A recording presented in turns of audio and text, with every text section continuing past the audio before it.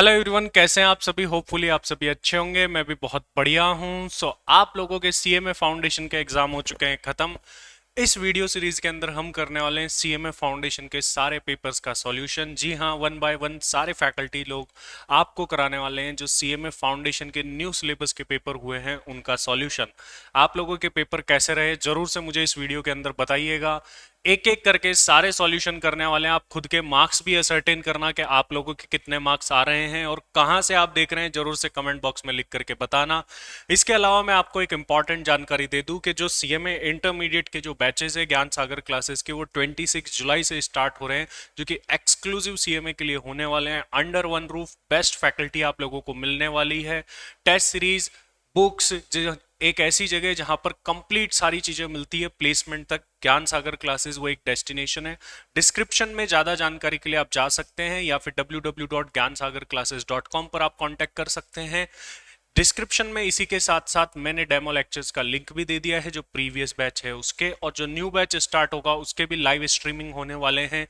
जो भी नए बैच होंगे उसके लेक्चर्स तो आप वो भी देख सकते हैं। तो चलिए शुरू करते हैं और जानते हैं सर सीएमए फाउंडेशन का इकोनॉमिक्स एंड मैनेजमेंट का पेपर। यहाँ पर इकोनॉमिक्स आप लोगों को मैं सॉल्व कराने वाला हूँ, मैनेजमेंट चंदन शर्मा सर सॉल्व कराने वाले इसी वीडियो के अंदर रहेंगे, डोंट वरी।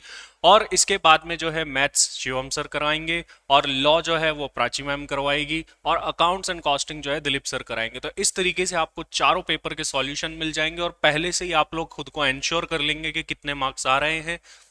इंटरमीडिएट के लिए टाइम बिल्कुल नहीं गंवाना चाहिए, इसीलिए आपको अर्ली बर्ड बैच 26 जुलाई से ज्वाइन कर लेना है। हाँ, एक चीज और रहती है, अगर बाय चांस किसी का क्लियर नहीं हुआ तो 100% फी रिफंडेबल रहती है, तो इसका कोई टेंशन आपको लेना नहीं है।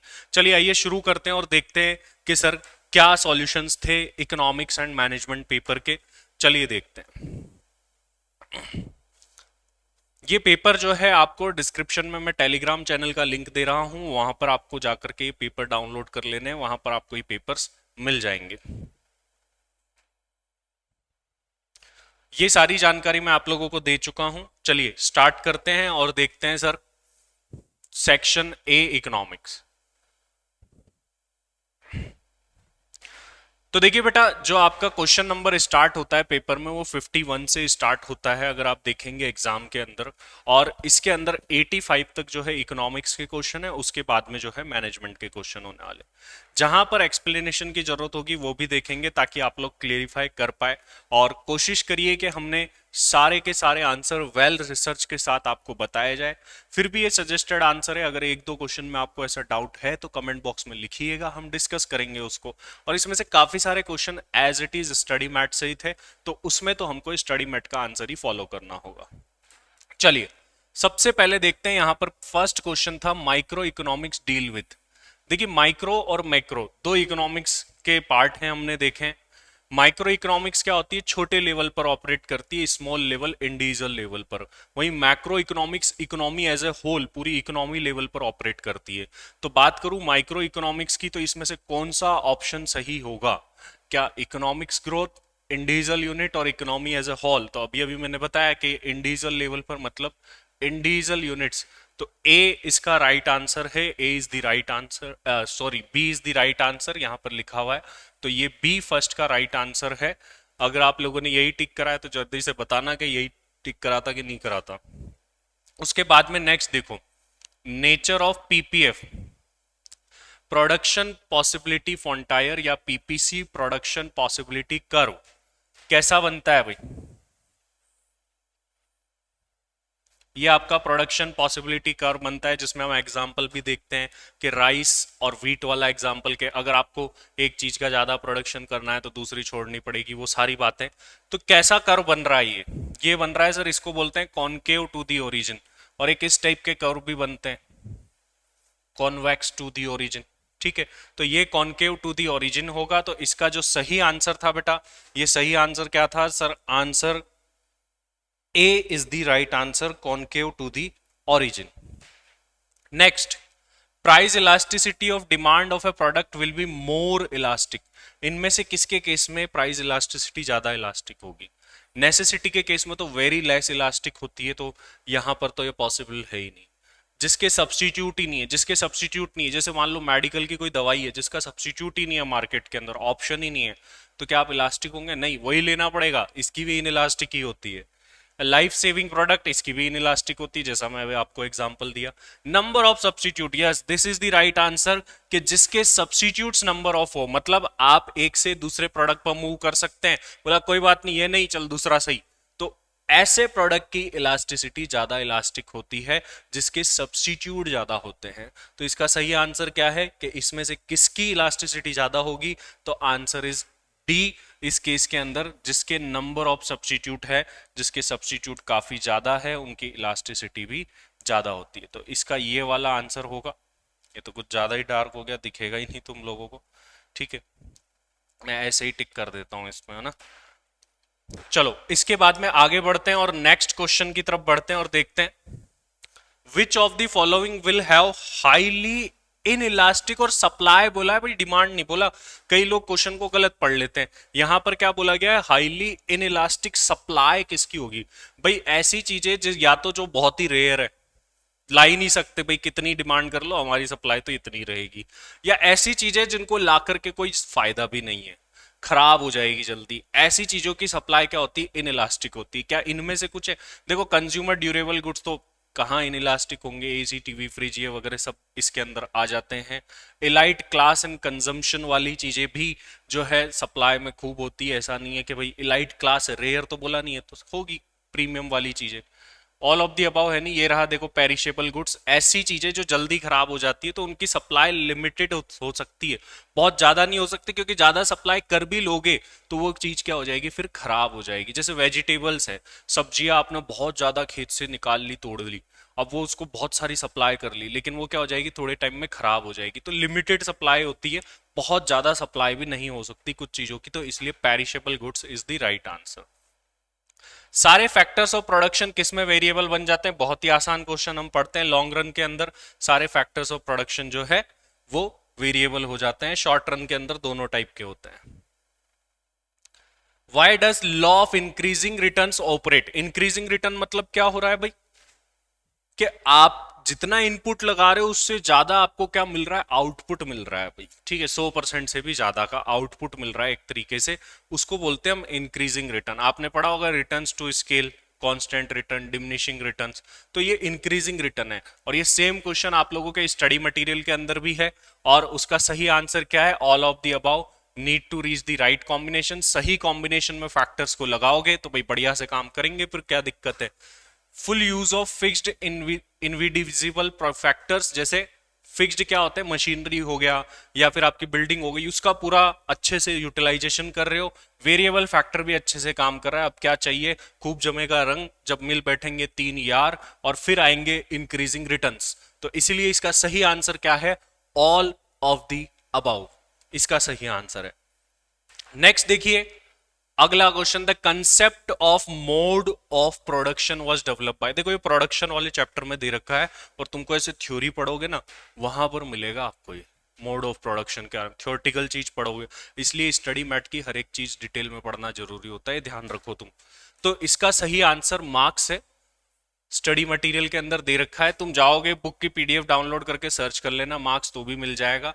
और प्रोडक्शन वाले चैप्टर के अंदर ही ये शुरुआती पैराग्राफ्स में दे रखा है।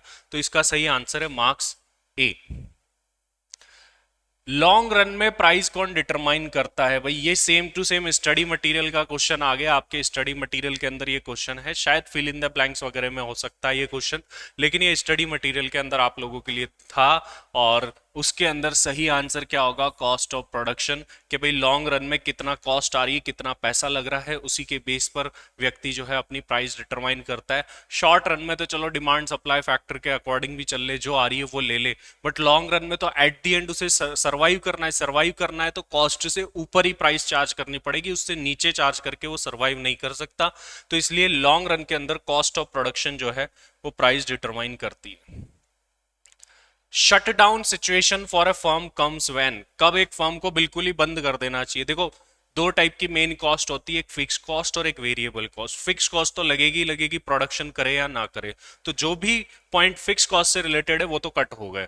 तो ये वाला पॉइंट देखो फिक्स कॉस्ट से रिलेटेड है, ये भी कट हो गया और ये भी कट हो गया। अब क्या करें सर? देखो, अब तुम्हारी वेरिएबल कॉस्ट भी अगर नहीं निकल रही होगी तो तुम क्या करोगे फिर? फिक्स तो चलो नहीं निकले, ठीक है, क्योंकि वो तो लगेगी। अब वेरिएबल भी नहीं निकल रही तो भाई क्यों दुकान खोल के बैठे हो, बंद कर दो इसको। तो देखो यहाँ पर क्या बोला गया है, प्राइस लेस देन हो एवरेज वेरिएबल कॉस्ट से या मोर देन हो। भाई वेरिएबल कॉस्ट से ज्यादा कमा रहे तो क्या प्रॉब्लम है, फिर क्यों बंद करेंगे? बंद कब करेंगे? जब वेरिएबल कॉस्ट से कम कमा रहे होंगे। तो इसका सही आंसर क्या है? Answer is C, price is less than average variable cost. ये सही आंसर है। अच्छा, जो भी लोग इसको देख रहे हैं, आप लोग इंटरमीडिएट में मेरे साथ में टैक्सेशन सब्जेक्ट को पढ़ने वाले हो और ऑपरेशन मैनेजमेंट सब्जेक्ट को पढ़ने वाले हो। डिस्क्रिप्शन में उनका लिंक दिया हुआ है लेक्चर का, या प्लेलिस्ट में जाओ, सीएमए इंटर न्यू सिलेबस के लेक्चर आप देख सकते हो। ओल्ड सिलेबस के लेक्चर भी सारे फैकल्टीज के देख सकते हो, एक से बढ़कर एक बहुत बढ़िया फैकल्टीज आपको मिलने वाले। Next, the market condition which satisfied the features of a perfectly competitive market other than identity of the product is known as. Perfect competition market में आपने देखा होगा, high number of buyer and sellers होते हैं, similar product produce कर रहे होते हैं, सिमिलर प्राइस रख रहे होते हैं, सब कुछ सेम होता है। बट एक ऐसा मार्केट यहां पर पूछा गया है कि इनमें से कौन सा मार्केट बिल्कुल परफेक्ट कंपटीशन की तरह है, सिर्फ प्रोडक्ट की आइडेंटिटी को छोड़ करके। तो मोनोपोली में तो अकेला ही है, तो वो बराबर हो नहीं सकता। ड्यूओपोली में भी बहुत सारे सेलर नहीं होते, दो ही होते, तो ये भी नहीं हो सकता, ये तो चले गए। अब बचे मोनोपोलिस्टिक और ओलिगोपोली। ओलिगोपोली में क्या होते हैं, थोड़े से सप्लायर होते हैं, वो कार्टेल भी बनाते हैं, प्राइस डिटरमाइन भी करते हैं, तो वो भी पॉसिबिलिटी नहीं है। तो एक ही ऑप्शन रह जाता है, मोनोपोलिस्टिक कंपटीशन। मोनोपोलिस्टिक में देखा भी होगा आपने, मोनोपोली के कुछ फीचर्स होते हैं और इसके अलावा परफेक्ट कंपटीशन के कुछ फीचर्स होते हैं, तो दोनों के फीचर्स को मिला करके ये मार्केट बनता है, इसीलिए इसको मोनोपोलिस्टिक कंपटीशन भी बोला जाता है। तो इसका सही आंसर है बी, मोनोपोलिस्टिक कंपटीशन। और ये भी हो सकता है शायद आपके स्टडी मैट में भी हो as it is question. Next question, is the profit firm earns. Normal profit से ऊपर क्या होगा? सुपर से ऊपर, मतलब सुपर नॉर्मल प्रॉफिट।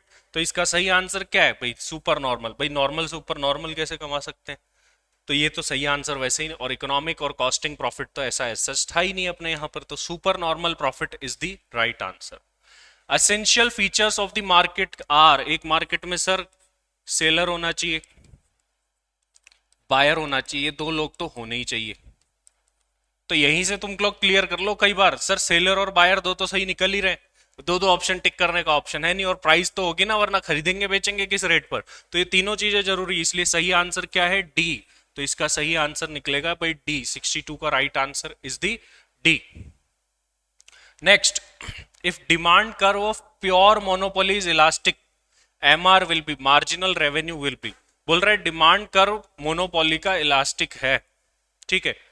अब पूछ रहा है MR will be, marginal revenue. Marginal revenue क्या होता है? एक एडिशनल यूनिट को सेल करने पर जो रेवेन्यू आपके पास में आ रहा है वो क्या होगा? देखिए मोनोपोली मार्केट है, तुम सेल करोगे तुम ही कमाओगे, सारा कंट्रोल तुम्हारा ही होता है।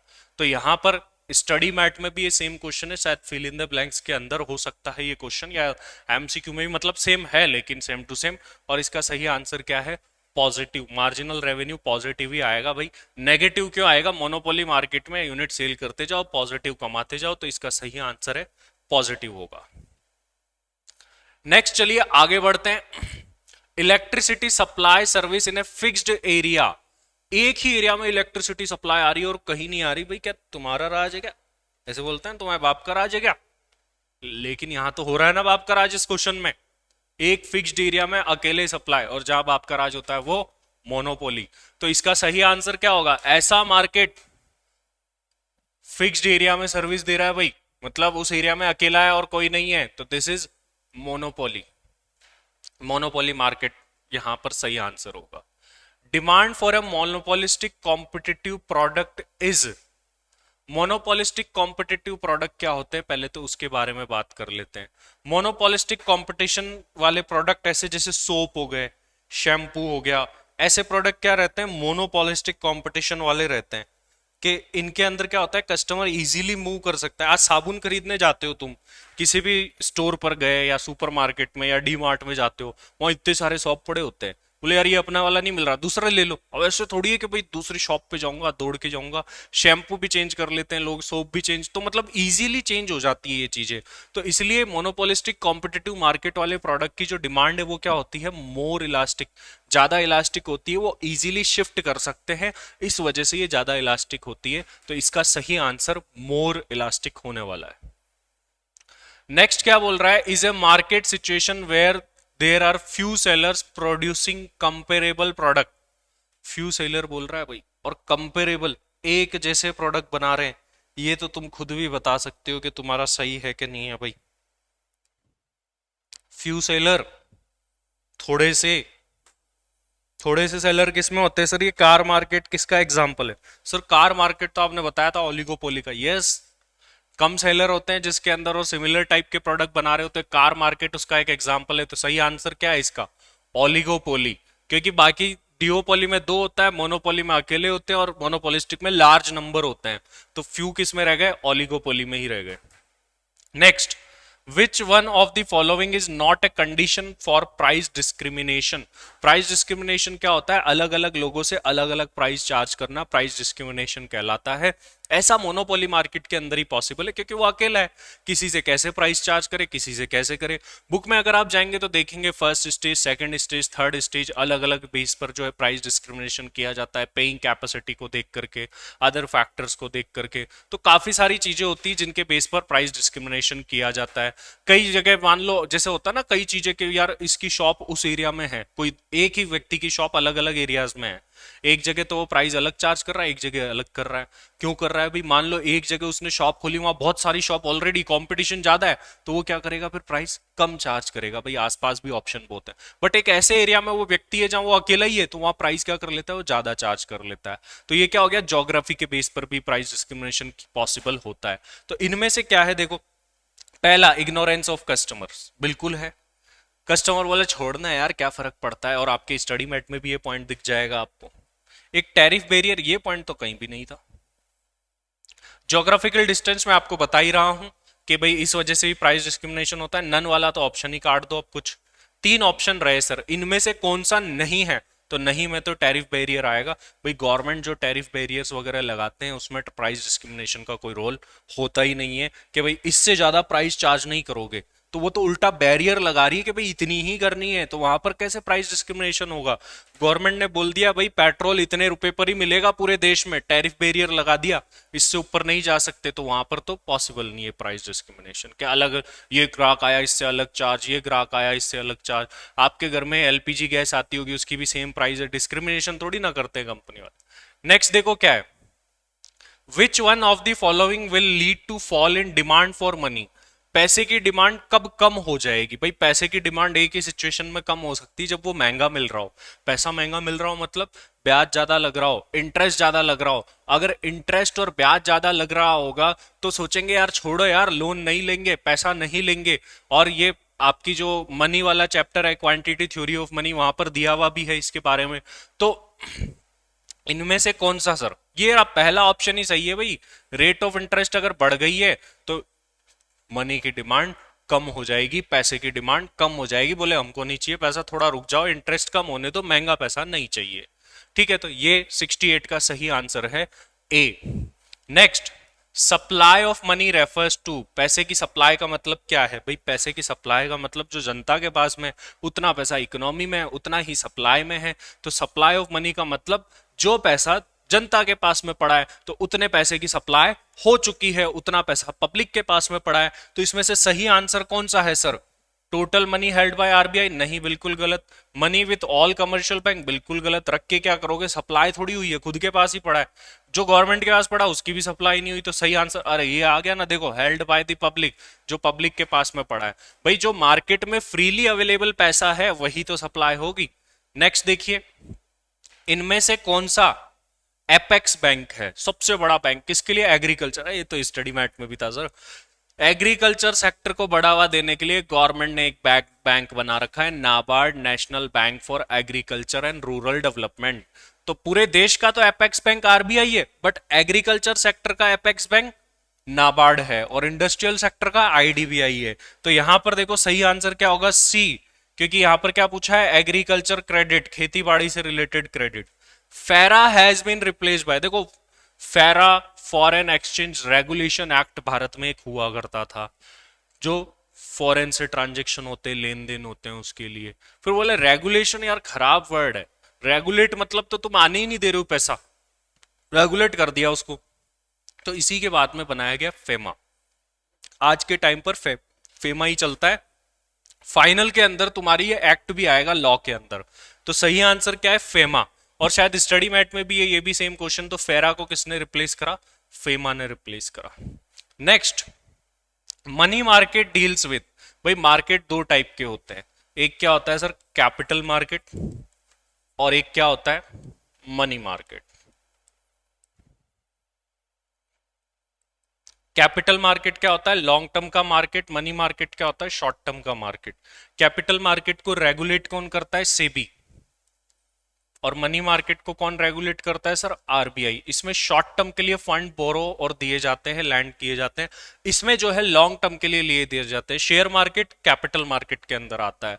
बट मनी मार्केट आपने पढ़ा होगा, इसका कोई फिक्स्ड प्लेस ऑफ बिजनेस नहीं है, ओवर द कॉल सारे ही ट्रांजेक्शन हो जाते हैं, और ये शॉर्ट टर्म का मार्केट होता है। तो यहां पर मनी मार्केट के बारे में पूछा गया है, क्या ये लॉन्ग टर्म का है, बिल्कुल नहीं। क्या ये शॉर्ट टर्म का है, बिल्कुल सही। तो इसका सही आंसर क्या होगा, B.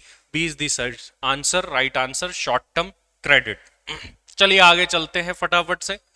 In the Indian money market who are the main borrower और short term fund. Short term fund तो बहुत लोगों को चाहिए, लेकिन सरकार सबसे बड़ी बोरोवर होती थी। हमने पढ़ा था मनी के अंदर कि government is the main borrower of short term firm. तो इनमें से गवर्नमेंट कहां दे रखा है, सेंट्रल गवर्नमेंट, बिल्कुल सही है। स्टेट, अरे दो दो दे दिया।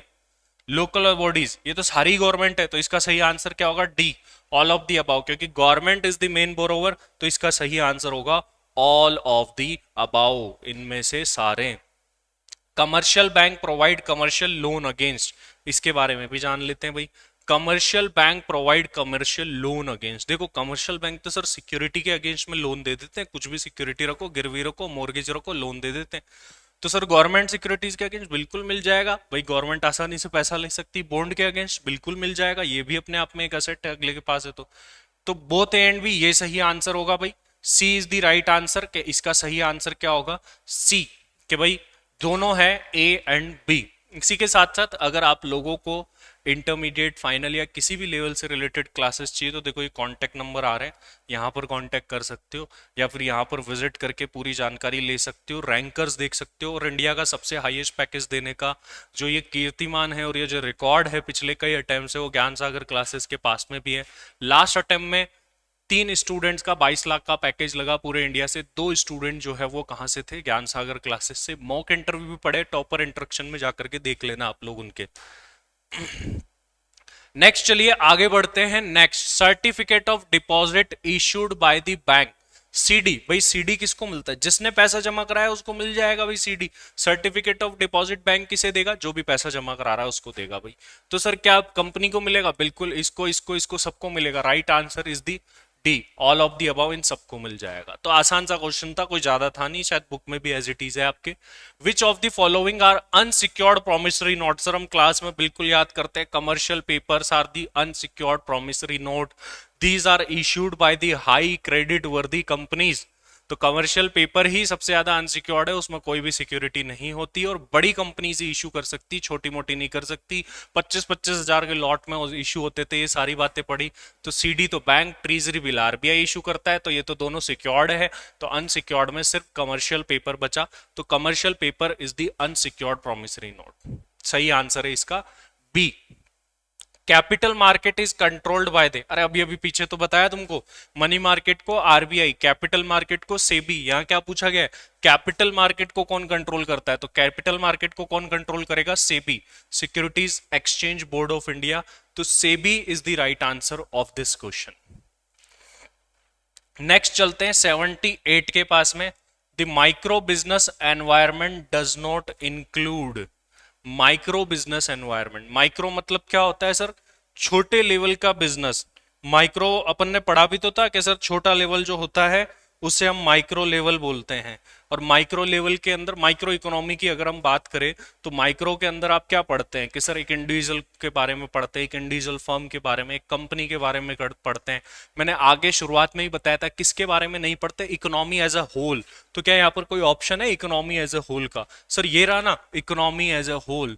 तो यहाँ पर पूछा है क्या इंक्लूड नहीं होगा, तो सही आंसर है सी, भाई economy as a whole include नहीं होगा। चलिए नेक्स्ट चलते हैं, न्यू सिलेबस में ही जुड़े हैं ये वाले टॉपिक जो आगे आ रहे हैं।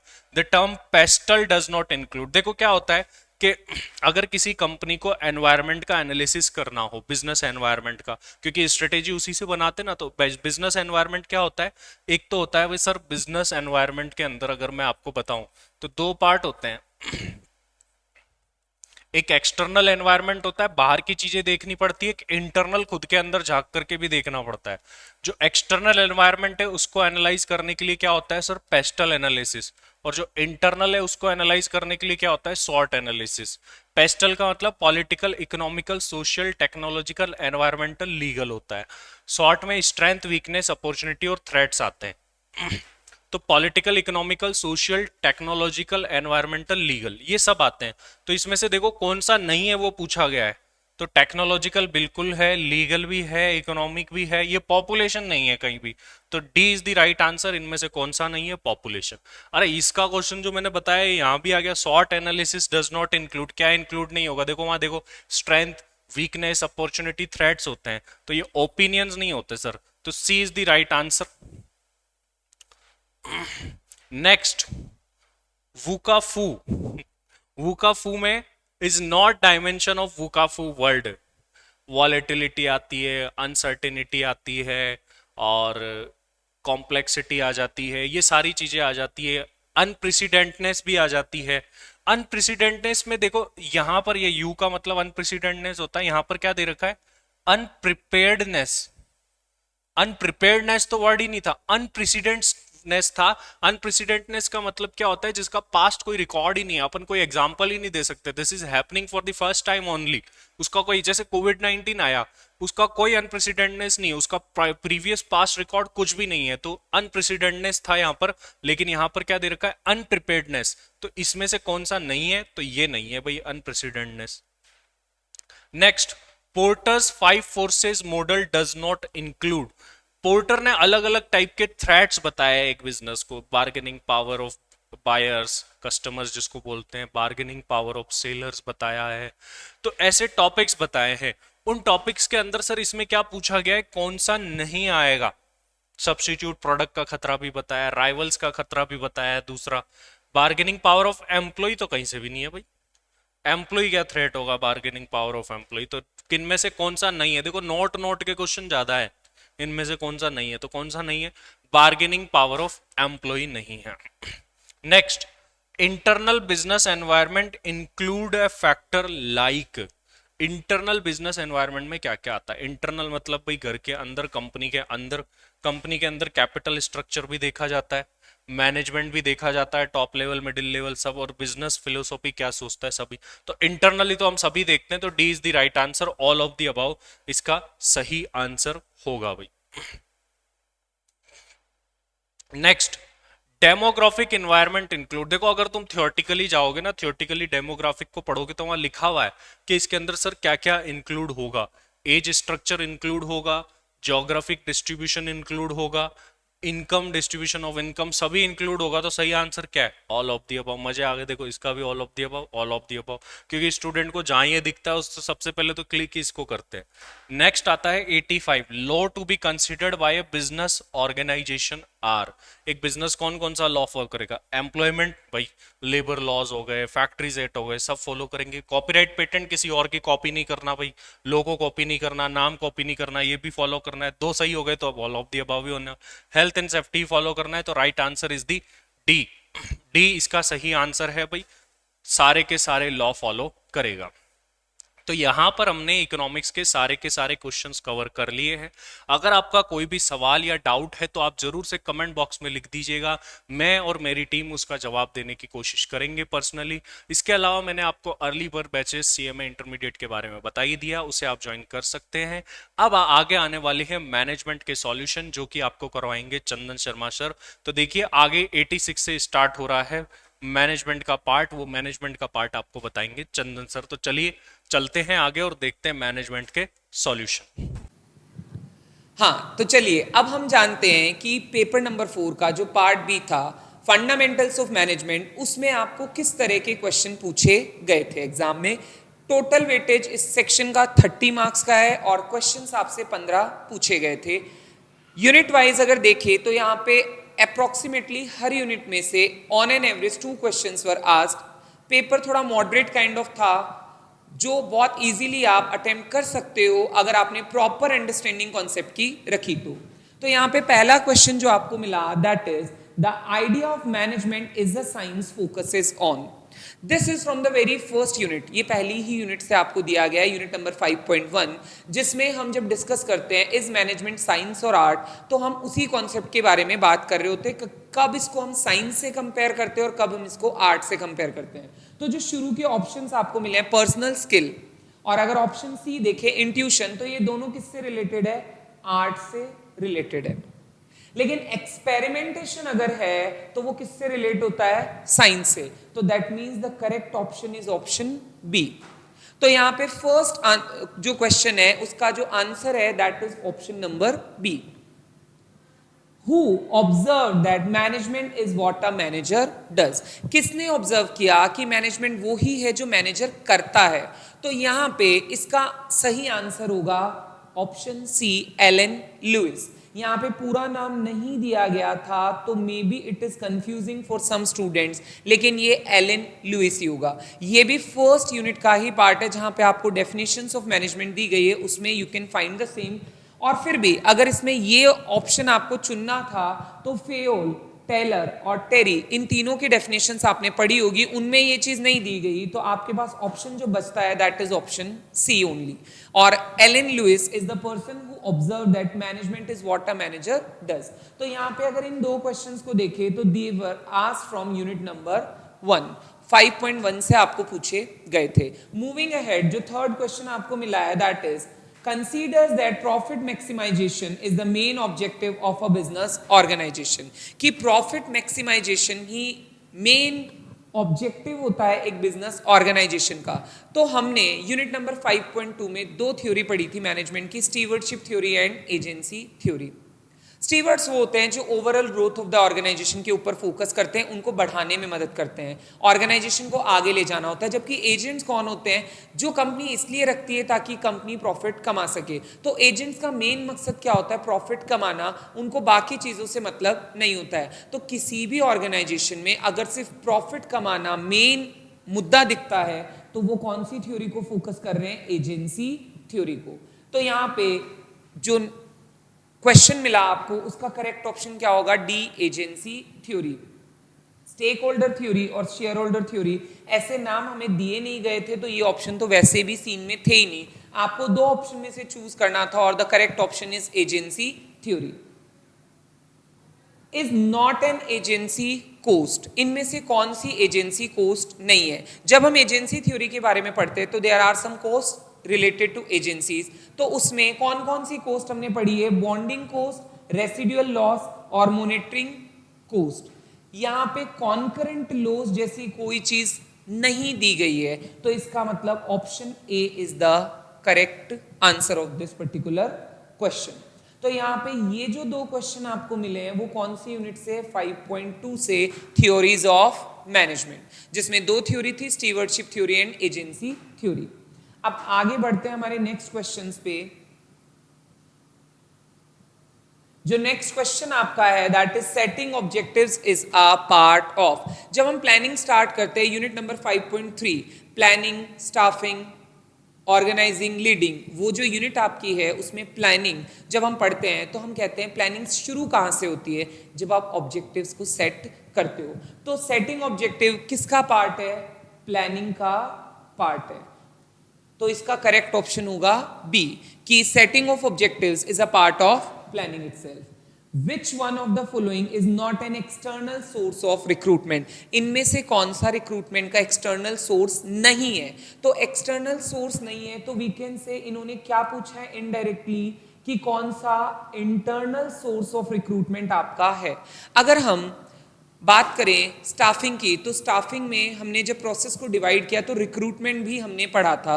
रिक्रूटमेंट क्या होता है? दो तरीके का होता है, इंटरनल और एक्सटर्नल. इंटरनल वो होता है जिसमें इंटरनली ही आप अपने पोजीशंस को फुलफिल कर लेते हो और एक्सटर्नल में आप बाहर से लाते हो लोगों को अपनी ऑर्गेनाइजेशन में. तो यहाँ पे इंटरनल हमें ढूंढना है कि कौन सा वाला है. वॉक इन इंटरव्यू एक्सटर्नल है, एम्प्लॉयमेंट एक्सचेंज एक्सटर्नल है, एडवर्टीजमेंट एक्सटर्नल है और ट्रांसफर प्रमोशन ये सारी चीजें किस में आती है? इंटरनल रिक्रूटमेंट में. तो here the correct option will be option D transfer, जो कि किसका पार्ट है? इंटरनल का. और आपको पूछा है नॉट एन एक्सटर्नल तो इसका मतलब टिक किसको करना है? ट्रांसफर को. Is not a step in staffing process, ये स्टाफिंग प्रोसेस का स्टेप नहीं है. कौन सी चीज स्टाफिंग का पार्ट नहीं मानी जाती? देख लेते हैं. Manpower planning, yes it is the part of staffing. Manpower ही तो प्लान करनी है. सिलेक्शन, रिक्रूटमेंट में सिलेक्शन तो जरूरी है, ये थोड़ा नेगेटिव होता है लेकिन करना पड़ता है. एजुकेशन और training and development, definitely training and development part है, ये तो आपको हटाना ही नहीं है. तो ये तीनों तो आपके पार्ट है, मैन पावर, प्लानिंग, सिलेक्शन और ट्रेनिंग एंड डेवलपमेंट. एजुकेशन एक ऐसी चीज है जो कभी भी कोई पर्सन लेके आएगा ऑर्गेनाइजेशन में, हम उसको एजुकेट नहीं करेंगे तो स्टाफिंग में education is not a part. तो इसका जो करेक्ट ऑप्शन होगा वो होगा ऑप्शन नंबर बी कि education is not a step in the staffing process. Education जैसा कोई स्टेप हमने स्टाफिंग में नहीं पढ़ा. तो ये जो 3 क्वेश्चन आपको मिले हैं these are from unit number 5.3. ये 5.3 यूनिट में और सारे कॉन्सेप्चुअल क्वेश्चंस है, कॉन्सेप्ट पे बेस्ड है. अगर आपने फोकस करके पढ़ा होगा तो डेफिनेटली आपका आंसर सही रहा होगा. अब बढ़ते हैं आगे. In the early stages of the process of coordination must begin. Coordination कहां से शुरू होता है? This is a part of unit number 5.4 जहां आप कम्युनिकेशन, कोऑर्डिनेशन, कोलैबोरेशन इन सब चीजों के बारे में पढ़ते हो. तो जब हम कोऑर्डिनेशन को स्टार्ट करते हैं और प्रिंसिपल्स ऑफ कोऑर्डिनेशन पढ़ते हैं तो उसी में हमारा पहला ही पार्ट होता है it should start at an early stage. और early stage means planning itself. ये प्लानिंग से ही शुरू हो जाना चाहिए. तो ये वाला जो क्वेश्चन है that is asked from unit number 5.4 और उसमें भी कोऑर्डिनेशन जो टॉपिक शुरू होता है वहीं पे ये आपको मिल जाएगा कि कोऑर्डिनेशन अर्ली स्टेज से शुरू होना चाहिए. और वो अर्ली स्टेज कौन सी होती है? हमारी प्लानिंग से ही स्टार्ट हो जाना चाहिए. फिर उसके बाद नेक्स्ट क्वेश्चन है from the Latin word the term communication has developed. कौन से लैटिन वर्ड से कम्युनिकेशन डेवलप हुआ है? ये भी यूनिट नंबर 5.4 है जहां कम्युनिकेशन दिया हुआ है. तो कम्युनिकेशन जो डिराइव हुआ है वो कौन से लैटिन वर्ड से हुआ है? That is communis. तो यहाँ पे करेक्ट आंसर क्या होगा? कम्युनिस. अगर ये आपको नहीं भी आता हुआ हो रहा था तो भी आप आंसर कर रहे थे. कम्युनिकेट इंग्लिश वर्ड ही है, कॉमन भी इंग्लिश वर्ड है. इन दो में थोड़ा मे बी आपको कंफ्यूजन हो सकता है पर फिर भी अगर आपने क्लास में ध्यान से पढ़ा होगा तो you would have remembered this thing कि communist is the Latin word जिससे आपका कम्युनिकेशन वर्ड बना हुआ है. तो ये वाले जो 2 क्वेश्चन थे वो किससे थे? 5.4 यूनिट से. ऑन एन एवरेज 2 ही पूछे गए, बस एक यूनिट आपकी 5.3 थी. वैसे भी वो काफी लेंदी यूनिट थी तो उसमें से आपको 3 क्वेश्चंस यहाँ पे पूछे गए हैं. आगे बढ़ते हैं. Still 5 questions are remaining. देख लेते हैं कहां से इन्होंने किस तरह के क्वेश्चंस आपसे पूछे हैं. Delegation of authority takes place between unit number 5.5. Delegation क्या होता है? डेलीगेशन मतलब अपनी पावर्स किसी को दे देना काम करने के लिए. तो डेलीगेशन में जो पावर देता है वो कौन बनता है? सुपीरियर. और जिसको पावर दी जाती है वो कौन होता है? सबऑर्डिनेट. तो इसलिए superior and subordinate is the correct option. ये आसानी से पता लगाया जा सकता है. जहां भी डेलीगेशन वर्ड आएगा तो इसका मतलब एक सुपीरियर है और एक बंदा कौन है? सबऑर्डिनेट. तो यहाँ पे सुपीरियर एंड सबऑर्डिनेट का रिलेशन होता है किसमें? डेलीगेशन ऑफ अथॉरिटी में. ऑप्शंस दूसरे जो दिए गए वो एकदम गलत है. सुपीरियर एंड सुपीरियर कैसे हो सकता है, दोनों सेम लेवल पे है। सबऑर्डिनेट एंड पीयर्स इनके बीच में भी नहीं हो सकता, और ऑल ऑफ दी अबव तो बिल्कुल भी नहीं होगा क्योंकि तीनों में नहीं होता। तो हमारा करेक्ट ऑप्शन क्या होगा, option B. Span of management is also known as, unit number 5.5 में लास्ट टॉपिक ही ये दिया हुआ है, स्पैन ऑफ मैनेजमेंट। इसको हम स्पैन ऑफ कंट्रोल भी कहते हैं, ये आपका सी ऑप्शन होगा। स्पैन ऑफ मैनेजमेंट का मतलब क्या है, स्पैन ऑफ मैनेजमेंट मींस कि मैनेजमेंट में एक सुपरवाइजर या मैनेजर कितने लोगों को हैंडल कर सकता है, कंट्रोल कर सकता है, तो उसी को हम कहते हैं स्पैन ऑफ मैनेजमेंट। इसके कुछ 4 आपके रिलेशंस भी बताए हुए थे, direct relation, group relation, cross relation और टोटल रिलेशन। इस तरह से कुछ मैथमेटिकल फॉर्मूलाज भी थे, पर इतना टिपिकल नहीं पूछा आपसे, सिंपली सिर्फ ये पूछा स्पैन ऑफ मैनेजमेंट को किस नाम से जानते हैं, तो हम उसको स्पैन ऑफ कंट्रोल भी कह सकते हैं। तो ये जो 2 क्वेश्चन है ये किससे आए हैं, यूनिट नंबर 5.5 से। अब बच गए आपके 3 questions. Leadership does not exist without, leadership किसके बिना नहीं होती, फॉलोवर्स के बिना नहीं होती। लीडरशिप में फॉलोवर का होना इज वेरी इंपॉर्टेंट। लीडर बिना फॉलोवर के क्या करेगा, तो लीडर के पास फॉलोवर होना जरूरी है। जब हम लीडरशिप में कैरेक्टरिस्टिक्स पढ़ते हैं तो उसी में आपको ये मिल जाएगा टॉपिक, और ये यूनिट नंबर 5.6 का पार्ट है। यूनिट नंबर 5.6 में लीडरशिप एंड मोटिवेशन थ्योरीज जो दी गई है उसमें आपको मिल जाएगा लीडरशिप के कैरेक्टरिस्टिक्स में कि लीडरशिप किसके बिना नहीं हो सकती, फॉलोवर्स के बिना नहीं हो सकती। Followers are very important for leadership.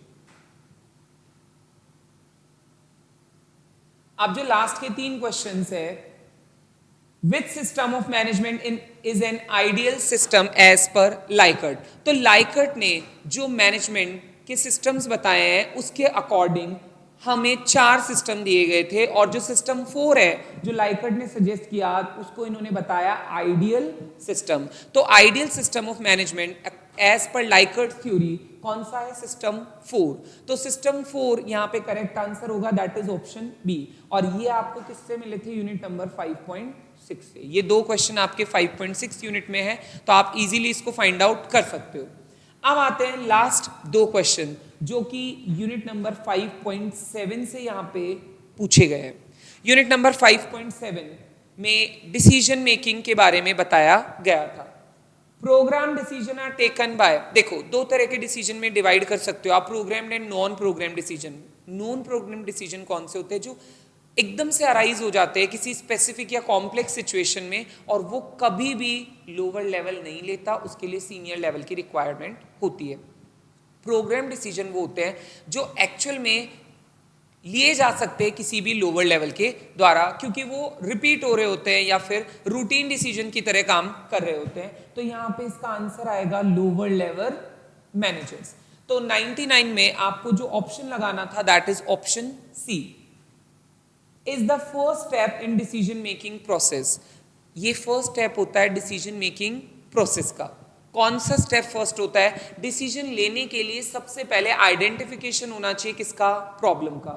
Identification and diagnosis of the real problem, ये आपका फर्स्ट स्टेप होता है डिसीजन मेकिंग का। उसके बाद आप ऑल्टरनेटिव्स इवेल्युएट करना, सिलेक्ट करना, वो सब करोगे, लेकिन पहला स्टेप आपका जो है that is identification and diagnosis of the real problem. तो ये इस तरह से आपको देखा जाए तो हर यूनिट में से, जैसा कि मैंने कहा था 2 क्वेश्चंस आर आस्क्ड, बस एक 5.3 में से आपको 3 क्वेश्चंस पूछे गए, और देखा जाए तो पेपर बहुत ज्यादा डिफिकल्ट नहीं था, एवरेज था, जिसमें इजीली कॉन्सेप्ट क्लियरेंस अगर आपका रहा हो तो you can answer the questions easily.